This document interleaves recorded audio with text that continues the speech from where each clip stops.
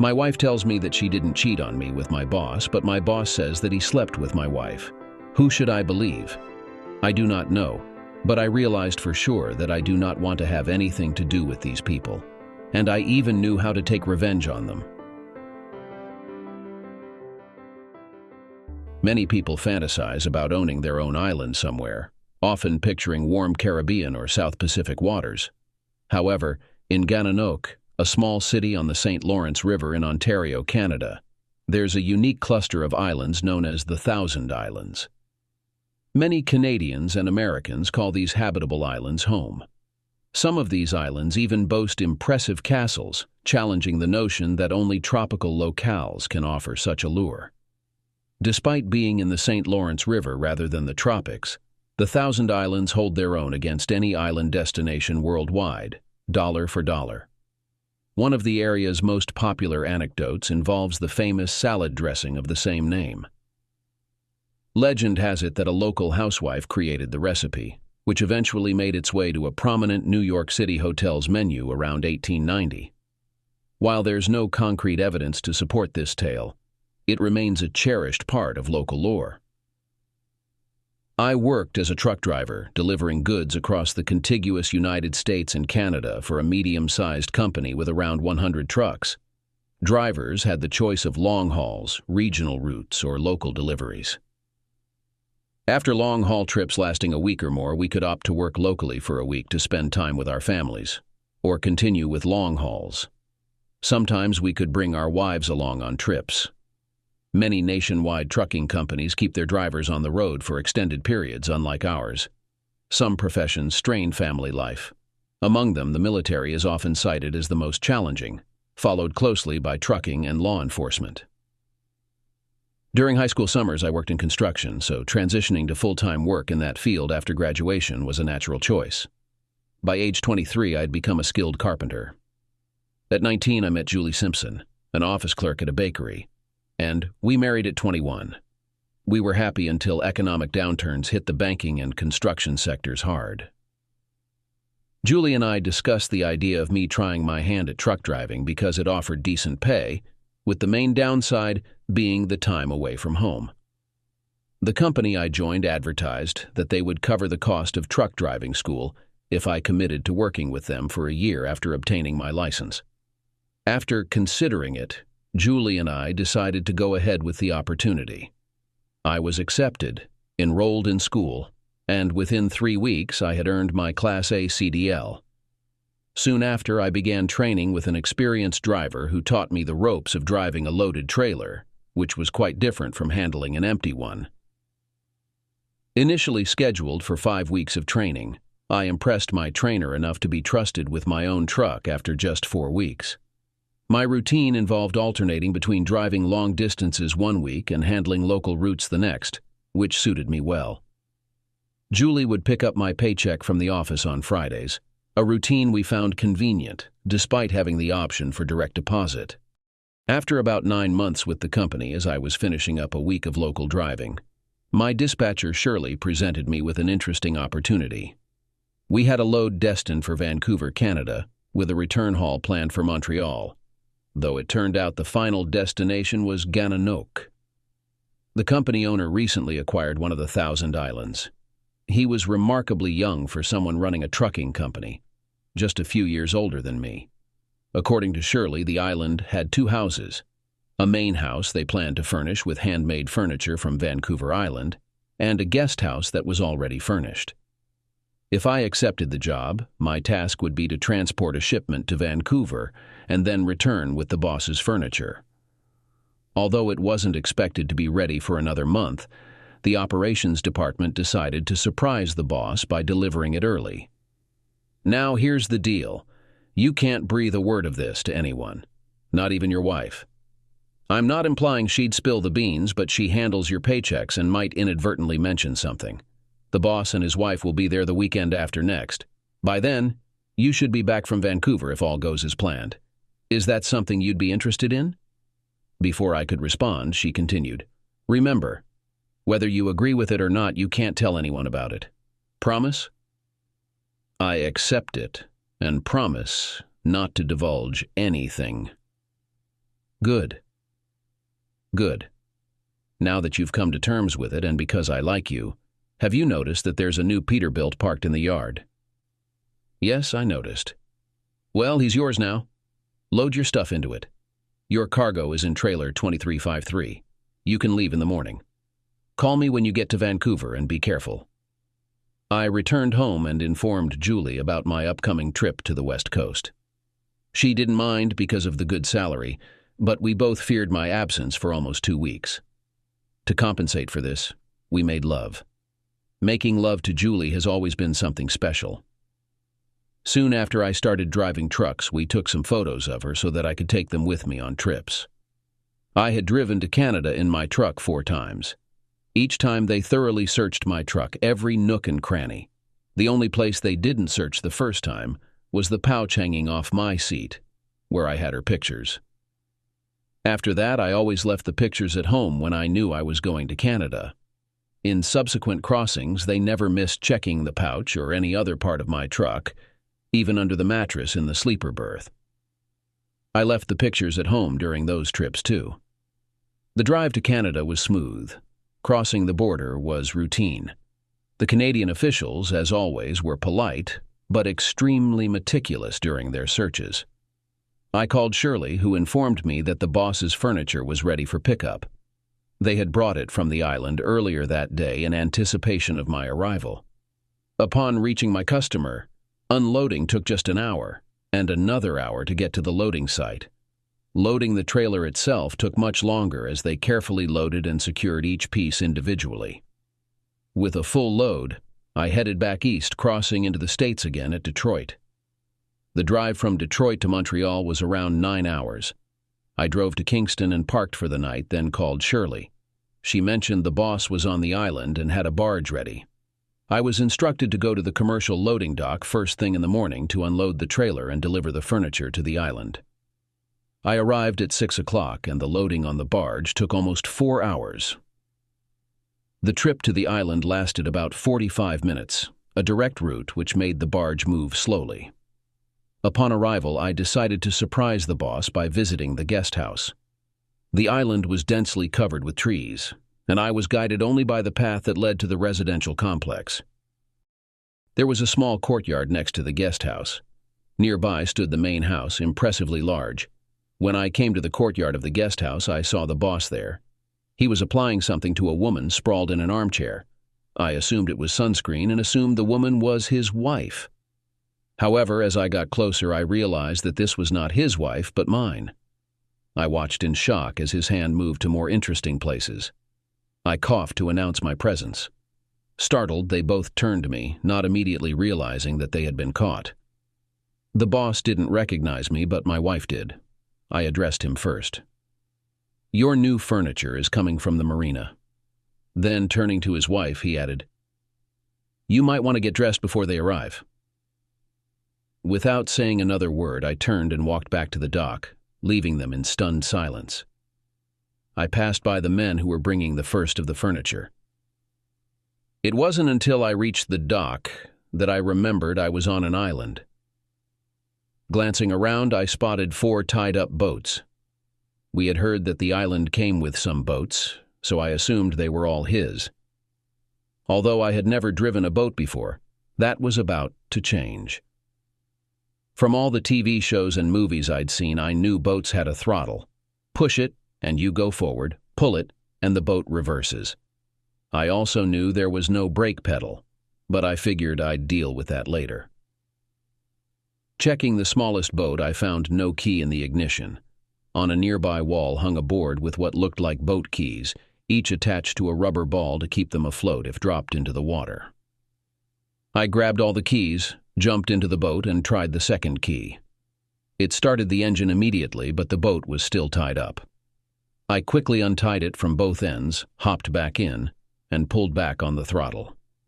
The boat shot backward and away from the dock pretty swiftly. Once clear, I pushed the throttle forward and felt myself thrown back into my seat. The journey back to town took only about 15 minutes. I approached the city dock too fast and ended up damaging the boat as I hit the dock. Despite the damage, the engine was still running when I jumped out. There was a lot of attention on the boat as I scrambled into my truck, hastily gathered my belongings, and headed for town. Glancing back, I saw the boat drifting down the river, unmanned. A taxi quickly took me to Kingston, including the airport. The first available flight to New York left in less than an hour, so I immediately bought a ticket. My phone rang, and when I checked, it was Julie. She left a single message. "Please call me back." I dialed Shirley's number. "Good morning, Scott. Did you manage?" "How long, Shirley?" "How long for what?" "How long has he been in a relationship with my wife?" "What are you talking about? Oh my God, is she there?" "She's definitely there. How long?" "About 3 months." "I'm sorry, Scott. His wife was supposed to be there. Otherwise, I would never have sent you." "So, you would have sent me somewhere knowing that the boss was having an affair with my wife? Who else knows, Shirley?" "Just Joey and me." "Thank you, Shirley. Thank you very much." "Wait, where are you? What are you going to do?" "Wait, he's on the other line. I'll be right back." To hell with it. Now I understood why she didn't want me to tell Julie about the trip. If Julie had known, she would have told Bradley, and there would have been no surprise, especially the one he just received.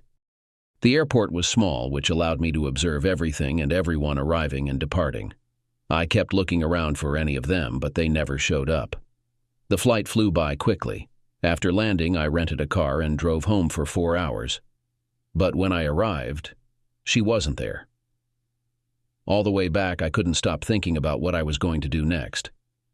My phone rang again, and she left another message. "Scott, if you're home, I'm on my way. Please don't make any decisions until we talk. We've never been intimate, Scott. We were just fooling around. Please believe me." Did she really think I was stupid enough to believe that? Back at our apartment, I loaded everything I wanted into my pickup truck and headed to the terminal. I calmly entered the operating room. Shirley and Joey were there, but when they saw me, they tried not to look in my direction. "How much money do you owe me, Shirley?" "Scott, write me a check for everything the company owes me, now." "I'm sorry, Scott. Mr. Bradley has instructed us not to allocate any funds until he talks to you." "Shirley, you owe me. Thank you very much. He mentioned that you damaged one of his boats." "What else did he say? Did he brag about sleeping with my wife behind my back? Were you all laughing at my expense? Did Julie ask you to leave me behind so she could be with Bradley? Write a check, Shirley, and I won't blow this whole damn office to pieces." It didn't take her long to figure out how much I was owed. She called the payroll department and told them to write me a check. I left and went to the settlement office, where the payment was already being prepared for me. After reviewing it, I changed my mind. "Please arrange a direct deposit," I said firmly. "But Scott, direct deposit. Now, please." I provided my bank details and they processed the transfer. Bradley couldn't cancel the direct transfer. Later, I visited Bradley's house, the place where we once went on a picnic. My wife probably wasn't there just for picnics. Mrs. Bradley opened the door, looking unwell. "How can I help you?" "What is it?" she asked. "My name is Scott Mann, and I used to work for your husband. I delivered a load of furniture to your island this morning and found that your husband was touching my wife inappropriately. I thought you should know. Have a nice day." "Wait, mister, what's your name, I think?" "Mann. Scott Mann." "And what is your wife's name?" "Julia Mann. Did you see this today?" "With my own eyes." "Are you sure?" "Damn right."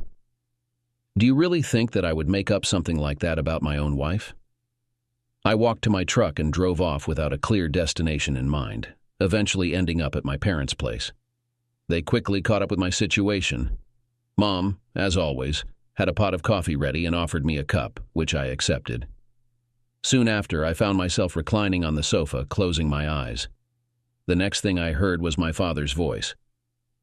"Julie, get off my porch or I'm calling the police. But I need to talk to Scott. After what you've done to him, Dad replied sternly. Absolutely not. But he doesn't understand. Oh, I think he understands perfectly. You've been sleeping with his boss for 3 months. What's so hard to understand about that? But he doesn't know why. I'm sure he knows enough. You're a cheating woman, that's why. Now get off my porch. She started shouting my name. Scott, please talk to me. Scott, give me a chance to explain, Scott. Scott? It had been a tiring day, and soon enough I drifted back to sleep. The next morning I woke up early and headed for my truck without having a clear goal. When I opened the door to get into the car, I found Julie sleeping across the seat. She stirred when she heard the door open. I was about to leave, but she grabbed my arm and stopped me. Please, Scott, listen to me. I had no choice. Don't make excuses. You either agree to sleep with someone or you don't. Unless you've been tied up and subjected to something terrible. Isn't that right, Julie?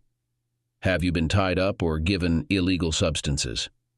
It wasn't like that. So you decided to sleep with him. It was a statement, not a question. Scott, just let me explain. I'll say it again. You decided to sleep with him. Okay, I slept with him, but... And on top of that, you lied. We've never had intimacy. We were just fooling around. Really? Did you really expect me to believe that? Get out of my truck. She refused to move, so I pulled her out by the arm. I left before she could get off the ground. I drove to the nearest fast food restaurant to have breakfast. I ordered one of their breakfast dishes and went to the bathroom while I was waiting. I took the food to the table, sat down, and ate. When I was done, I went to the bank to split our money. My phone rang several times and several people left messages. One of them was from my previous employer, Ernest T. Bradley, who left 2 messages. The first one said, "Call me so we can discuss, or I'll sue you for damaging my yacht and you'll end up in jail for threatening my employees. Make no mistake, I will bring the matter to an end." His second message was, "Listen, I had an affair with your wife. This is a common thing. She's not my first and she won't be my last. Temper your pride, take her back and satisfy her desires, because that's what she wants. If you don't, I might continue. Also, come back here and get my truck back, or I'll charge you with theft. Remember, you still owe me for 3 months of driving to pay for your truck driving school tuition." What a jerk. He was still in Canada. So instead of rushing to his house like last time, I called his wife to make an appointment. She agreed, and I listened to the messages for her. She was already unwell, but after hearing his messages, she felt even worse. At first, I was uncertain about believing you, but now I do. I'm going to take action against him. Could I get a copy of that message? We provided her with a copy.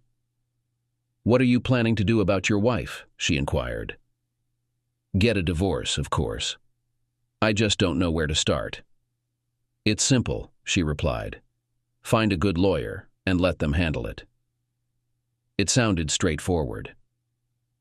After leaving her place, I returned to my parents' house. They asked me the same question. I repeated what I had told Mrs. Bradley. My father then echoed exactly what she had said to me. Convinced, I began my search for a lawyer. Starting with the A's in the phone book, I finally found the right person in the D's.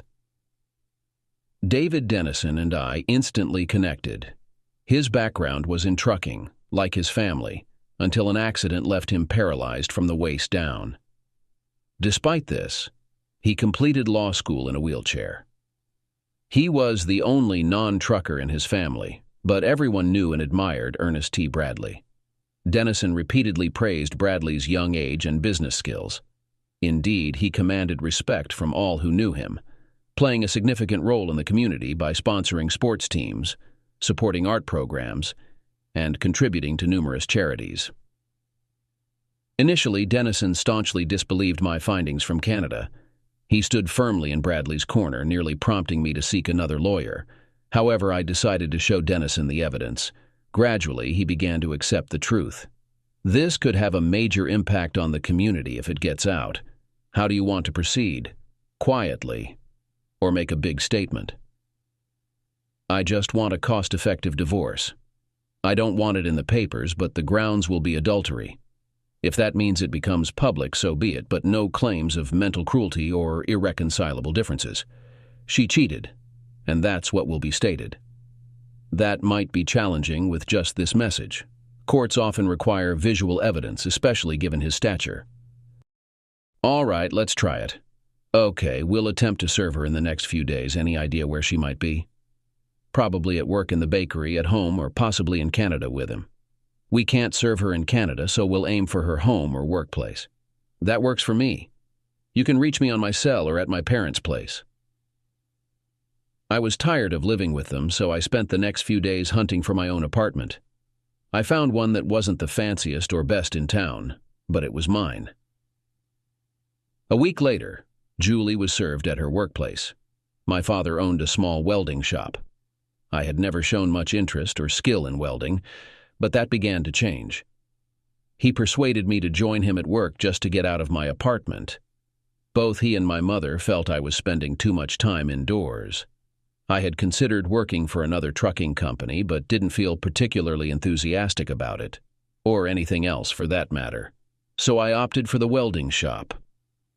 My father had a pickup truck equipped with portable welding gear, and his work mainly involved repairs.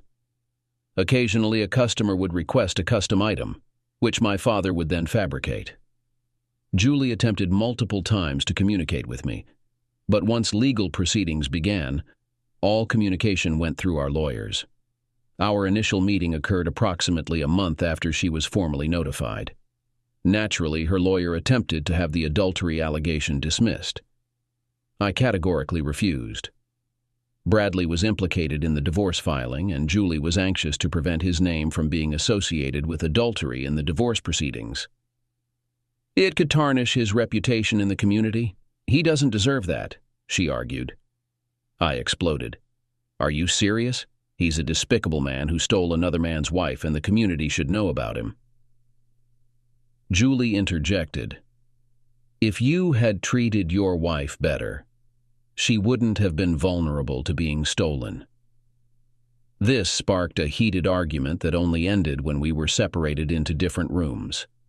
After we calmed down and reconvened, Julie once again pressed me to omit Bradley's name. I'm not going to do it, so forget it. Why are you so determined to protect him? Are you planning to marry him? Are you still involved with him? Just so you know, we're still together, so yes, I'm still involved with him, Julie responded. Her lawyer buried his head in his hands and groaned.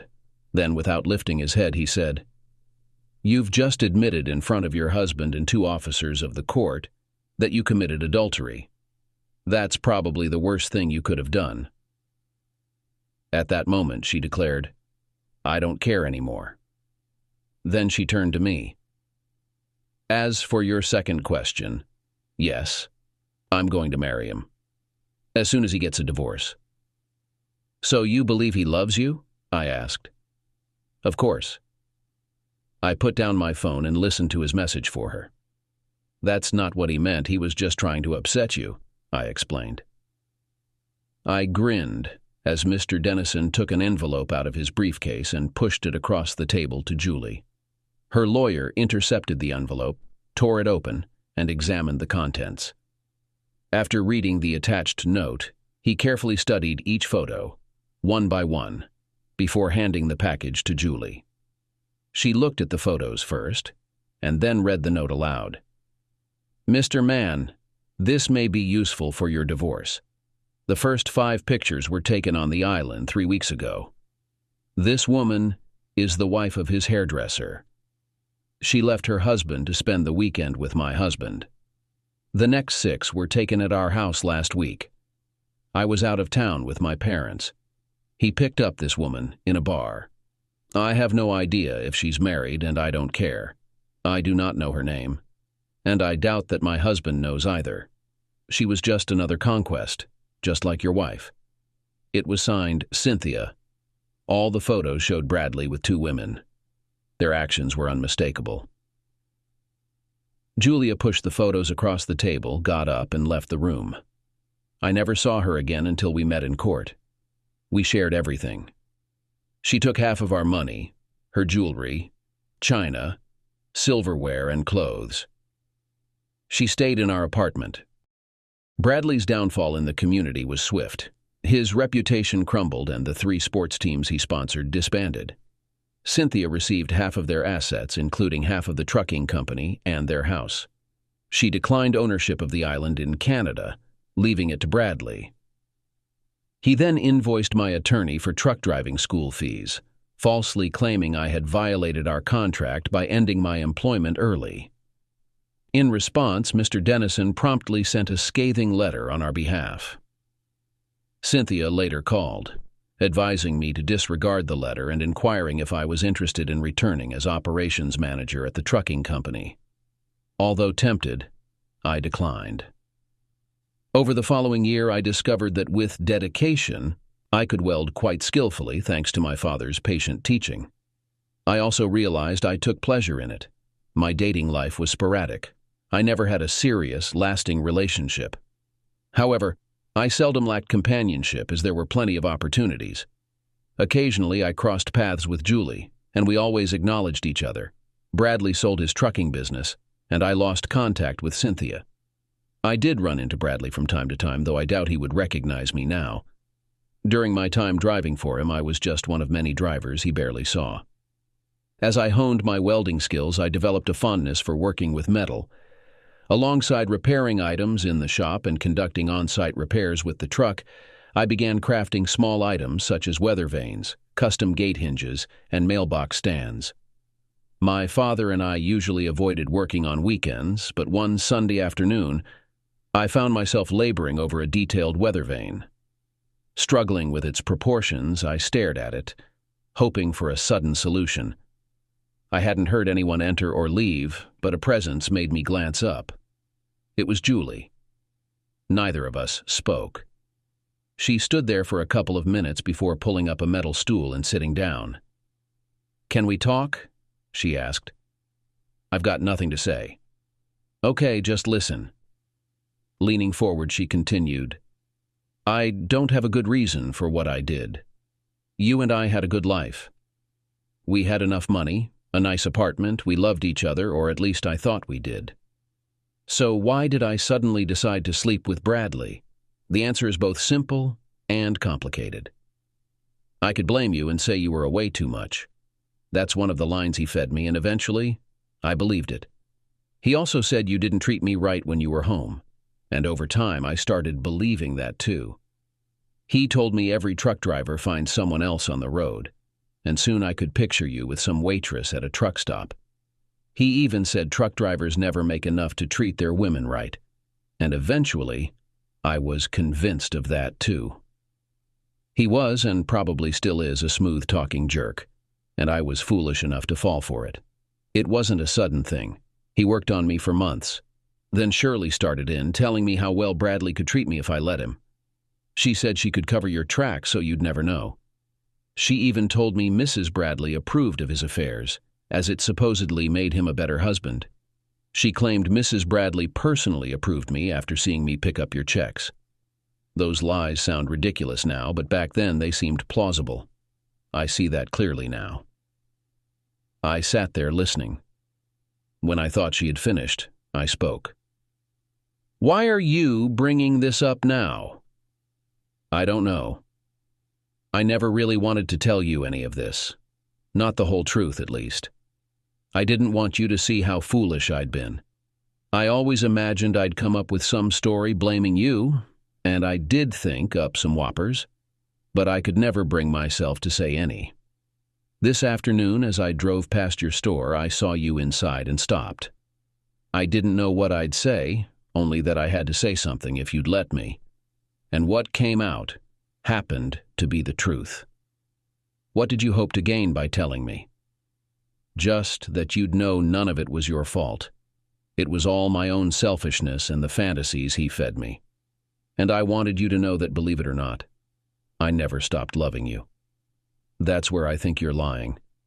I don't think you can truly love someone and deceive or cheat on them. But you did both. You even planned to marry him, if I recall correctly. Are you still with him? I can't explain it better than I already have, and I won't try to convince you. And no, I'm not with him. Not since that day in the lawyer's office when I saw those photos. She watched me silently for a moment longer. I guess I should go now. She stood up. Scott? I looked at her. Is there any chance you could forgive me enough to give us another shot? I shook my head. When I saw him touching you like that, it was over. You know the way out. After she left, I didn't achieve much besides confirming my belief that my former boss was a complete jerk, and my ex-wife wasn't the brightest. I pondered what might have happened if I hadn't gone to that island to surprise my boss. Would I still be driving a truck and settling for less? I concluded that I was happier crafting weather vanes, even if it meant financial struggles. One day, we received a flyer in the mail for a Renaissance festival. I had never heard of such a thing before. The flyer depicted jousting matches, knights in armor, and vendors selling everything from swords and armor to period costumes. The festival was taking place nearby in Maryland, and I discovered from the flyer that Maryland's official sports were jousting and lacrosse. I was skeptical about jousting being an official state sport, so I looked it up and confirmed it was true. Intrigued, I decided to attend. I spent an entire day exploring the festival grounds, admiring the vendors' merchandise, and observing the attendees. It was clear there was a lot of money circulating at the festival, and I saw an opportunity to carve out my own share. There were numerous swordsmiths, knife makers, and armor crafters present. I particularly admired the suits of armor and shields.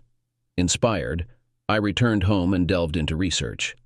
I designed my first shield and sword, and I also searched online for schedules of other Renaissance festivals.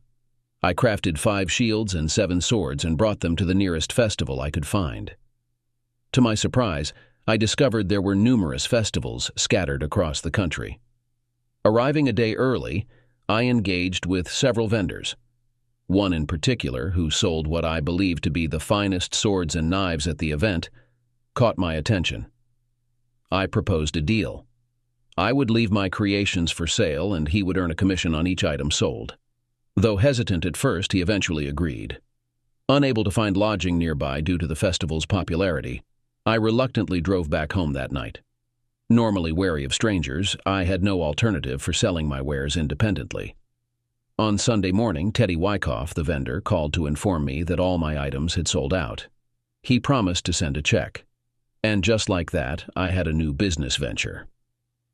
In the following weeks, I focused on creating more festival merchandise. Teddy placed an order for 10 swords and 10 shields for the upcoming festival the following week. But I could only manage to prepare 4 of each by then. Meanwhile, I continued assisting my father with his business. One day, we received a request to repair a driveway gate damaged by a young man under the influence of alcohol who had driven into it. Initially considering the job too large for us, I visited the site, a grand gate on a circular driveway leading to an enormous house. There, I met Mr. James Jameson, the owner. I decided to give it a shot. The only costs would be some time and a bit of metal if I messed up. I spent a good part of the day planning which tools I'd need, then returned to the workshop to see what was available. I found a couple of come-alongs that seemed suitable, so I went back the next day. After about 2 hours of work, I was finally making some headway when a woman around my age brought me some iced tea. Her name was Hannah, and she lived nearby. It was her date who had caused the damage. I had my own drinks, but she brought out iced tea twice and stayed to chat both times. It took 2 days of bending, twisting, straightening, and welding, but I managed to repair the gate. Hannah was there on the second day with refreshments and a good sense of humor. I enjoyed her company. It was around that time that I became interested in armor. They have been a success at festivals, and I was interested to learn about their manufacturing process, time costs, cost, and potential profitability. At that time, I was dating a woman I met at the library when I was doing research.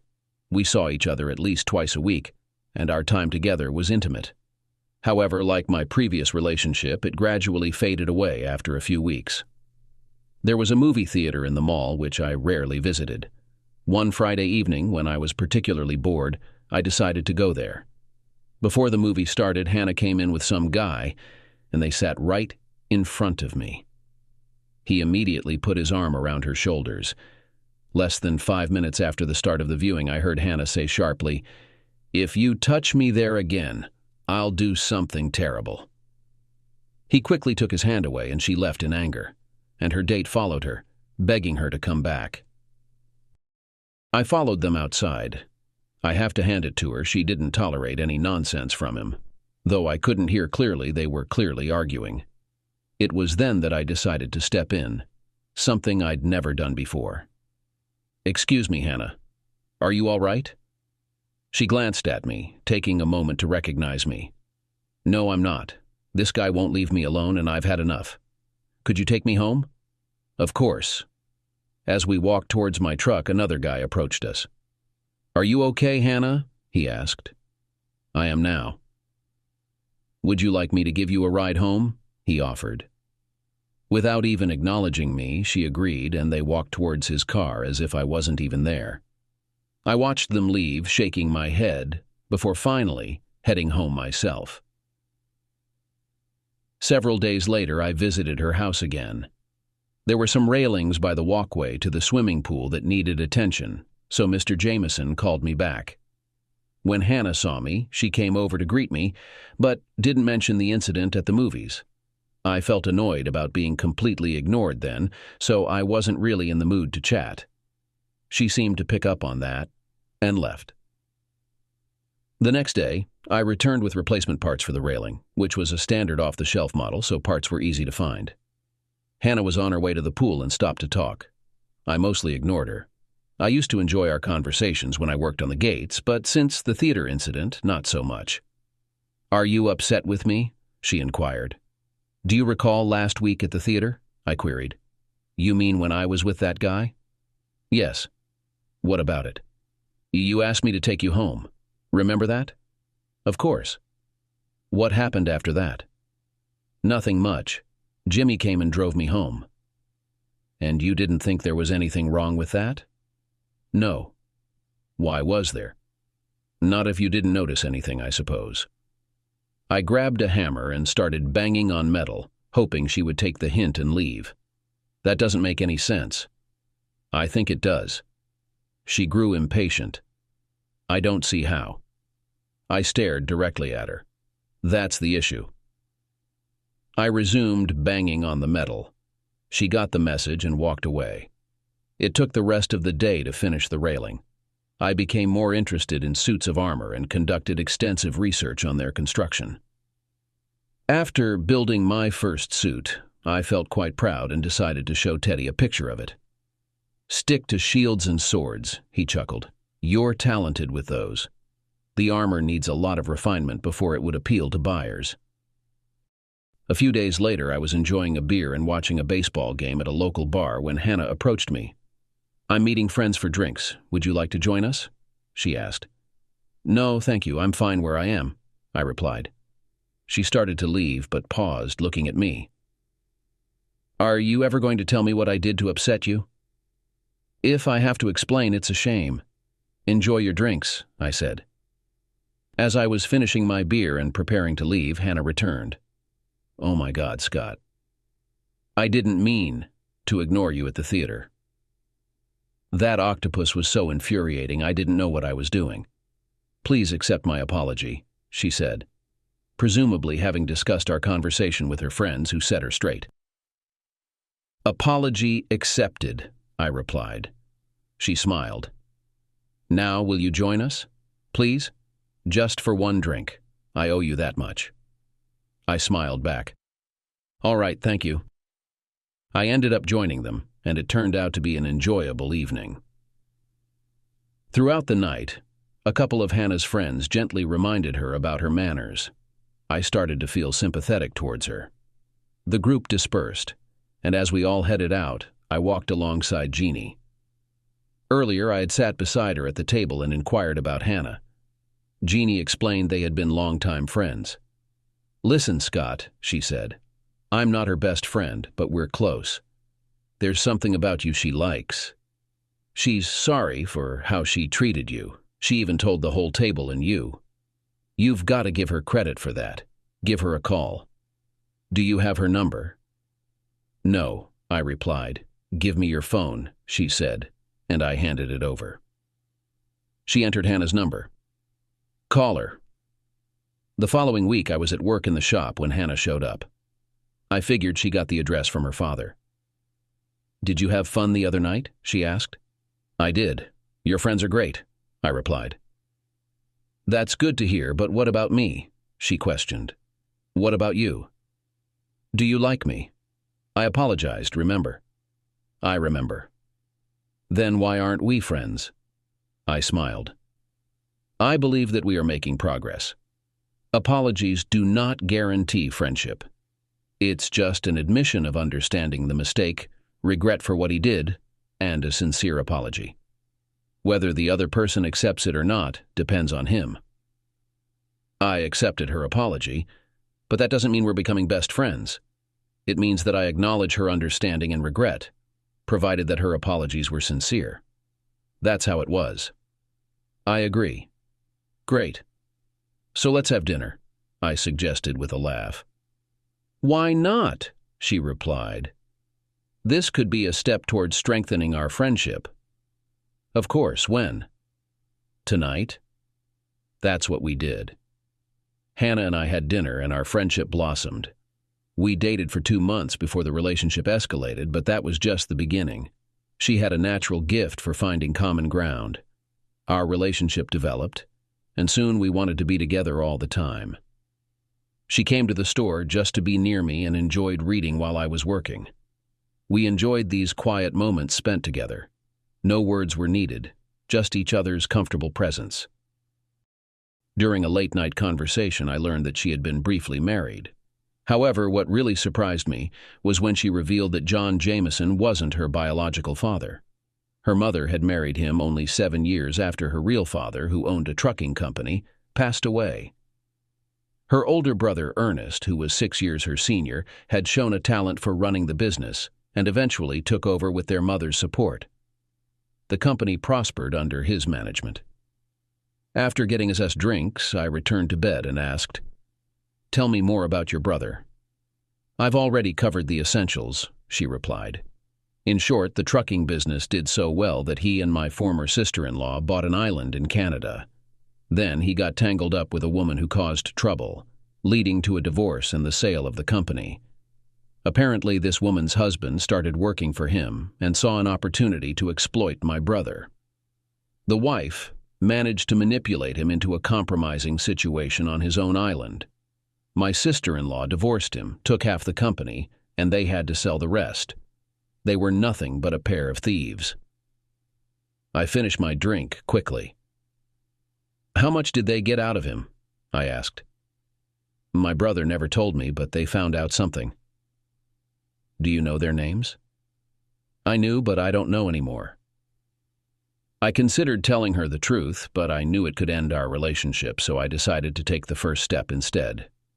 Putting down my glass, I took her glass and put it next to mine. Then I kissed her. "Please do this to me," she said 10 minutes later. That's what I did. It was wonderful. We were at her house, and since I was going home anyway, I got dressed. I sat down on the edge of her bed and started pulling on socks and shoes.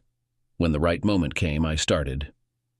"Let's go back to the story of your brother's divorce. Was what you told me the official version, or his own opinion?" She told me that it was the official version. "Why?" she replied. "Because it wasn't really like that, was it?" "What do you mean?" And I started telling her the true story. About halfway through the story, she suddenly jumped out of bed and just stared at me. In conclusion, I said that the only thing Julie and I got out of it was the divorce, not the extortion money, When I finished, all she said was, "You're lying. Get out." "I'm not lying. It's true." She threw a pillow at me. "You're lying. Get out and don't interfere." With that, I left. I hated that it ended like this, but I treasured this last intimate moment. Life went on. I went through another period of lull in social terms and, it seems, could not find a way out of this crisis. I decided to treat myself one evening and went to a fancy restaurant for dinner. After finishing my main course, I dabbed my mouth with a napkin and glanced around the room. Across a few tables, I noticed Hannah and her brother. They had a small cake with candles on their table. I caught my waiter's attention, settled my bill, and got up to leave. Instead of heading out, I went straight to Hannah's table and took a seat. They looked at me as if I were an intruder. Her brother spoke first, clearly not recognizing me. "Are you sure you're supposed to be here?" he asked. "Yes, I am, and I believe you need to be honest with your sister about your divorce," I replied. "She knows about it." "Who are you?" he retorted. "But she doesn't know the whole truth. You should tell her the real story," I insisted. "To hell with you." "Scott, what's going on?" Hannah nearly shouted. "Please leave." At that moment, a waiter appeared. "Is there a problem here?" he inquired. "This man," Hannah gestured towards me, "sat down without invitation and threatened my brother. I want him removed." "Of course. Sir, I'll have to ask you to leave." The waiter addressed me. I looked at Bradley first. "You're despicable." Then I turned to Hannah. "I don't know why you never spoke to his ex-wife, but check the courthouse for the truth about my divorce. Then you'll understand." "Just go," she said firmly. I left, thinking it might be the last time I saw her. Back at my workshop, I immersed myself in designing my latest interests, axes and chainmail. I was too occupied to dwell on the encounter with Hannah anyway. There was an upcoming festival the next weekend. I brought along some shields, axes, and chainmail samples to show Teddy. He had arranged a vendor's pass for me, so I drove in through the entrance. When I arrived, Teddy was engaged in conversation with a young woman dressed in historical attire, a long flowing dress with a low-cut bodice. I waited patiently while they talked. Teddy noticed me, waved me over, and introduced me to her. "Diane, meet Scott." "Scott, this is Diane," Teddy said to her. "Scott is the designer and maker of some of our items, and I hear he has some new creations. Is that true, Scott?" I chuckled. Indeed it is. I unloaded some of the new pieces from my truck. Both Teddy and Diane admired them as if they were treasures. I found myself unable to look away from her bodice. Each time she leaned forward, I instinctively leaned forward too, hoping for a better view. But the dress was too snug for that. We spent quite some time together, and I joined them for dinner, meat pies and iced tea from another vendor. I wanted to ask about their relationship, but I never found the right moment to bring it up. There were many people mingling, renewing old friendships and connections from previous festivals. About half of them were dressed in period costumes. Some of the men engaged in mock sword fights for their own amusement, which also served as rehearsals for the performances starting the next day. It was a sight to behold, with so many people clearly enjoying themselves. Teddy had a tent in the vendor and reenactor area, so I stayed with him for the night. When things quieted down, I asked him about Diane. Turns out she and her sister organize not only this festival, but many others across the country. She's quite popular wherever she goes. Teddy and Diane have been friends for years. In fact, he mentioned that if you hadn't come tonight, she would have been here. "Oh no, why didn't you tell me earlier? I could have found a motel." "No chance.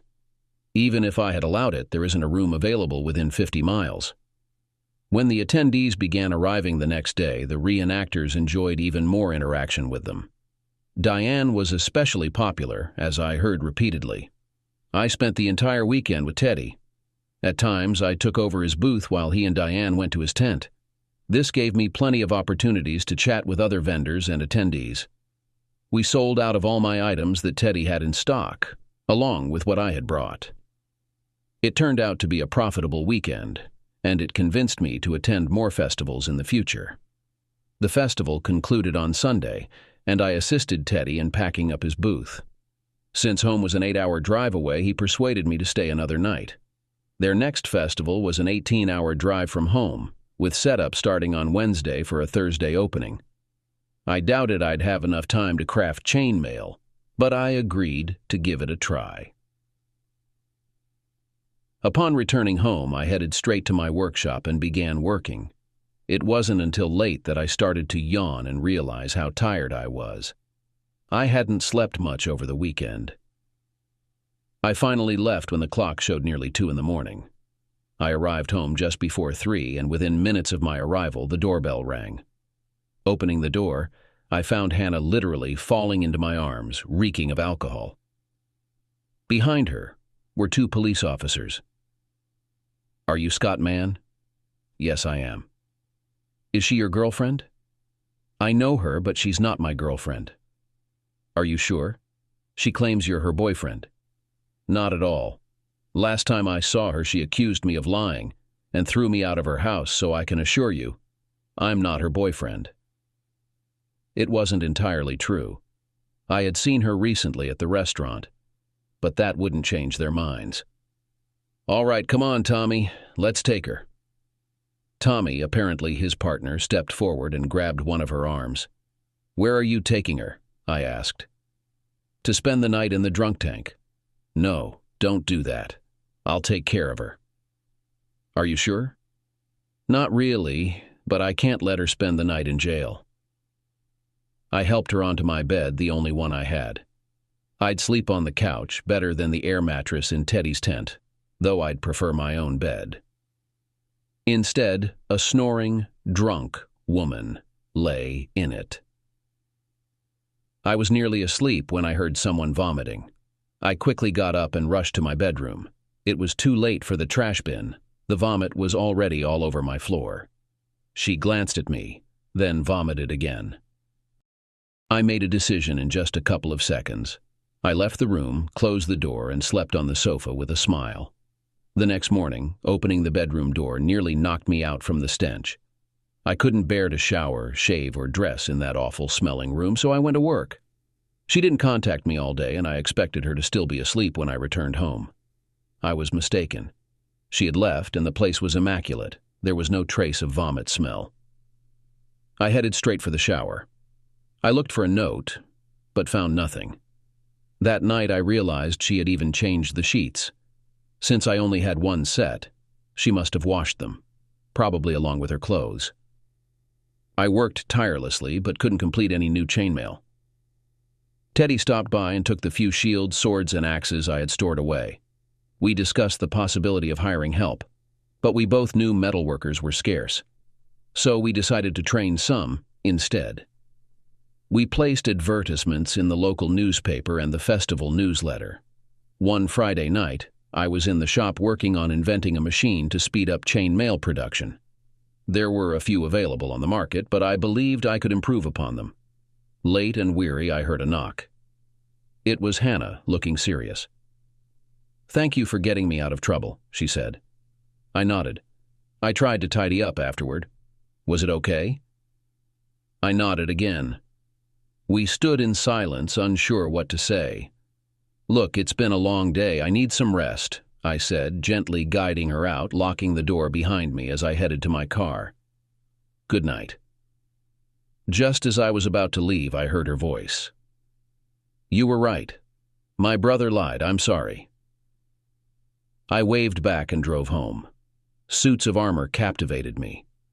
After Teddy reviewed my first creation, I delved into extensive research and crafted another suit, which became a blueprint for subsequent pieces. They were demanding in labor, time, and complexity, yet I relished the challenge. Feeling prepared to unveil it, I showcased my work at the next festival, where Teddy was impressed. Though we could have sold it multiple times, we opted to showcase it as a sample. Interested attendees would inspect and discuss customization options for their orders. Festival life became both fulfilling and lucrative. Equipped with a trailer for tools and materials, I journeyed from festival to festival, crafting my wares. Sometimes I worked openly at my booth, other times in private vendor areas.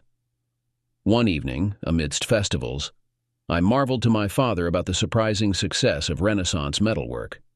Who knew there were so many enthusiasts willing to invest in suits of armor? They certainly didn't come cheap. After the end of the festival season, I started dating a girl I met at our local car dealership. I was thinking about buying a new truck because my dad's welding truck was pretty old. The plan was to move the welding equipment to my new truck, sell its old one, and possibly upgrade to a newer, larger model. One day, when she was repairing her car, I noticed a new truck near the dealership, and we started talking, eventually exchanging numbers. A week later, we went on our first date, followed by a second, and so on. One evening, when I drove her home, she invited me to come in. When we were having our second glass, she sat down next to me on the couch. "Do you mind if I make myself comfortable?" "What is it?" she asked. "Not at all, if you don't mind me watching and having fun," I replied. At that moment, our first intimacy happened. I left around 3 o'clock in the morning. On the way home, I couldn't stop comparing her to Hannah and our last meeting, unable to decide which one was better. Hannah and I were together for 4 whole months before our paths parted. My phone was buzzing all evening, but I didn't notice it. I got messages from Hannah, 3 missed calls. "Scott, please, call me when you get this message. I don't care what time it is, please." I took her word for it and dialed the number. She answered after 2 rings.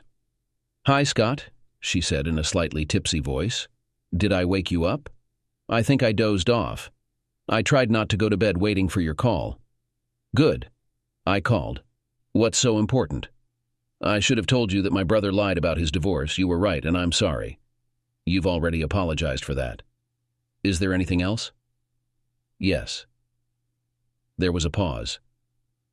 "Can we see each other again? I miss you." "Honestly, we can't be together. Knowing that your brother was having an affair with my wife, if things got serious, I would be uncomfortable dating him. I can't go through with it."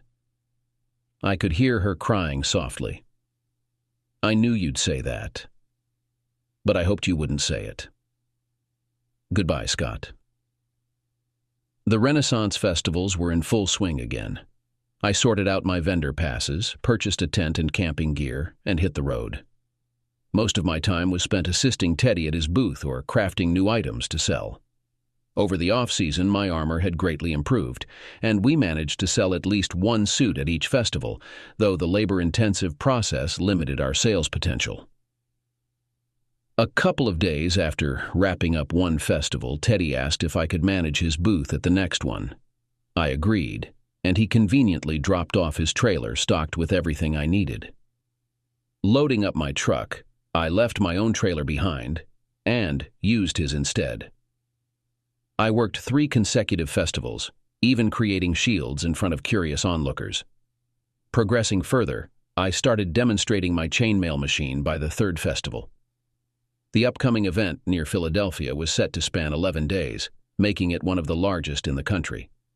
Unlike the usual Thursday through Sunday format, this one extended through 2 weekends and a full week in between. I spent 2 weeks at home preparing for it, focusing mostly on crafting armor while my father specialized in shields, axes, and swords. Late nights were routine as I honed my craft. One late night, the doorbell rang. Opening the door, I found a very drunk Hannah falling into my arms. "Does this belong to you?" asked one of the 2 police officers accompanying her. "If it keeps her from ending up in a drunk tank tonight, I think it's worth it," I thought to myself. I helped her walk to her bedroom, staggering a little, and carefully put her on the bed. After showering, shaving, and changing into pajamas, I packed my clothes for the next day, in case she needed them because of the repetition of her actions and feeling unwell. The next morning, I quietly looked in on Hannah, who was still asleep. I was debating whether to stay and discuss everything or leave it as it is. In the end, I went to work. When I returned home that evening, the house was in perfect order again. She even cleaned my kitchen. In the bathroom, my toothbrush and toothpaste were not in their usual place, so I returned them to their place. Both were wet, as was the washcloth on the sink. I took dinner with enchiladas out of the freezer and warmed it up in the microwave, although I hardly tasted it during the meal. The next morning, I went to the Philadelphia Festival, taking with me all the materials for making shields and chainmail. I was planning to do a lot of demonstrations. The first day went extremely well, and the pace only increased. By the first Sunday, I had a steady stream of viewers throughout the day. By the time the festival closed, Teddy and I were completely exhausted. The mall was busy in the evenings. Food was cooked, music was played, drinks were drunk, fencing was rehearsed, costumes were tried on, horses were cared for, and intimate events were held in some tents, for both men and women. It was not unusual that as I passed the tent, I heard sounds and saw the wagon gently rocking. After everything settled down, I sat down near my tent, thinking about how great it would be if I had someone to share it with. Hannah came to mind, but I didn't dare turn to her. On Monday, the turnout was modest, with steady foot traffic instead of bustling crowds. It was mid-afternoon, and I was demonstrating the painstaking process of assembling chainmail. As I looked up, I noticed Hannah watching me. Despite no one posing questions during my demonstration, the spectators eventually dispersed. Hannah lingered. "Do you enjoy doing this?" she inquired. "Yes, I do," I replied. "You're quite good at it." With that, she walked away and melted into the crowd, never to be seen again for the remainder of the event.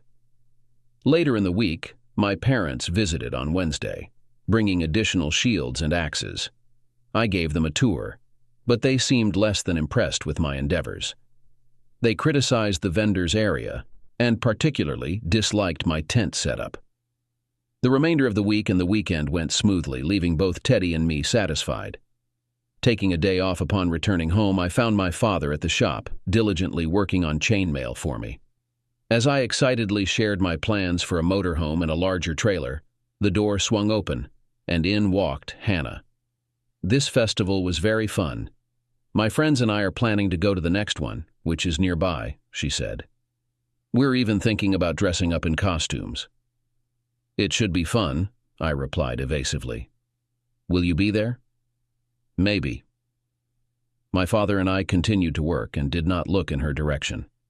"Can I come with you?" "It's not very practical, since I'll be there from Wednesday to Sunday." "It's okay, we can get a motel room." "Hardly. They sell everything a few months in advance." "Where will you sleep?" "In the tent." "It sounds funny. Can we share it?" "It's a small tent." "It can be fun in a small one." My father looked at me, grinned, and left. "Look," she said. "You will never let yourself forget that my brother slept with your wife, which means that you and I will never have a long-term relationship." She looked around to see where my father was. "But that doesn't mean we can't be friends, does it?" "We like intimacy, don't we?" I agreed. "So why not take advantage of it? You can date whoever you want. But if she doesn't satisfy you, I will." "How do you like it?" I looked at her. "You're the best thing I've ever had." I've said this before and I'll say it again, but the thought of sharing leaves me cold. I can't bear the thought of making love to you just so that you can go to another man, even if you're not sleeping with him. We both need to establish a serious relationship and respect it. She approached me closely, reached out to touch my face, and kissed me. "You misunderstand. I'm in a relationship. If you want to date someone else, go ahead, but know I'll always be available for whatever you need, whenever you need it. I don't want anyone else. I love you and intend to honor that." She kissed me once more and departed. My father must have seen her leave. "What are you going to do about her?" I stared at the closed door. "I have no idea, Dad. What do you think? Either accept that her brother slept with your ex-wife and accept she's not leaving, or leave town and stay away. Maybe it's time for what your mother and I have discussed. What's that? We'll talk about it later. At the dinner table, he told my mother about Hannah. So, I think it's time to get Scott that gift we've been discussing. I think you're right, she agreed. What are you two talking about? I don't like the thought of you camping, my mother said. So, we're getting you a motor home, my father declared. I knew that arguing with them wouldn't dissuade them, and besides, I thought it was a good idea. It took a week to find one I liked. Since I already had my Class A CDL, I didn't need driving lessons for it. So I thanked them both, bought a trailer to tow behind it, and set it up for potential work situations. I even ran power from the RV to the trailer. It was a great setup. While I focused on crafting suits of armor, my father worked on shields, swords, and axes. We both found immense enjoyment in our work. Teddy felt envious when he saw my setup and asked if it had been christened yet. What do you mean? I asked. Has anyone already engaged in intimacy in it? No. He grinned. Do you mind if Diane and I chuckled. Go ahead. He texted her, and she arrived within 10 minutes. They dashed off hand in hand. When they returned, still holding hands and laughing, Teddy announced, "We wanted you to be the first to know. Diane and I are getting married." She hugged me warmly. Your RV pushed him over the edge, she said gratefully. Thank you. I didn't see much of them that weekend, but my RV smelled like perfume and other things. I had been home for a week when Hannah noticed the RV and stopped by. It had been a while since I'd been intimate, and I sensed an opportunity with her, so I gave her a tour. This is much bigger than a tent, she remarked. Yes, indeed, I replied. That's a queen bed, isn't it? She inquired. Correct. And a spacious closet. Absolutely. It looks like two could fit in that shower. They probably could. We were in the RV's living room when she approached me. Has anyone broken it in yet? What do you mean? I asked, though I knew exactly what she meant. Has anyone here already engaged in intimacy? I fibbed. No, it's brand new. She almost whispered. We can do it now or this weekend. We were in my parents' front yard, so now wasn't an option. What do you mean by this weekend? I queried. We'll have plenty of time after the festival ends each evening. We can do it then. Wait a minute, I interjected. It's in Southern Virginia. Even if I said yes, that's quite a long drive for you. You're right, she acknowledged. So I'll just ride with you. Didn't you hear what I just said? She started pulling at my shirt, pulling me closer to her. Scott, you've admitted that I'm the best thing you've ever had, and you're the best thing I've ever had. Besides, I love you, and I know that you like me more than a little. Let's just enjoy each other when we can. Besides, I have a dress that will be perfect for the festival. Everyone will like it. She kissed me softly, tenderly, as if she was deeply in love. Especially you. I'm leaving here on Tuesday at 5 in the morning. I won't wait for you, I said quietly. She kissed me again. There's no need for that. And she was right. By midnight on Monday, she had unpacked, put everything she needed in the kitchen, and was already in bed in the van. As soon as I got behind the wheel on Tuesday morning, she joined me in the passenger seat wearing only a housecoat. I knew this because she kept teasing me every time I looked in her direction. She met Diana, and both were wearing revealing dresses that accentuated their figures. I couldn't wait for the end of the working day. Teddy and I closed the kiosk late at night. When we arrived, Diana and Hannah were already in the van and cooking dinner. I've never tried what Hannah cooks before, but it was delicious. After Teddy and Diana left, Hannah asked me if I wanted to take a shower with her, before you're busy with me all night. Who am I to refuse? That night marked the beginning of a series of meetings that we had in this van both day and night. It happened 3 years ago. At first, her family tried to convince her that I had allowed her to travel with me only to get back at her brother, who blamed Julia and me for his divorce. They had not witnessed the truth in court and, like Hannah, believed him. Hannah showed them copies of my divorce statement and her ex-sister-in-law's statement. Her brother hung around the city, causing new divorces, until he decided to move to the other side of the country, especially after he received a beating from an angry husband. Hannah has some new dresses that she wears to festivals, and which don't emphasize her belly so much. She didn't explicitly say she wanted to get married before she became a mother, but I know she's considering it. And I'm thinking about it too.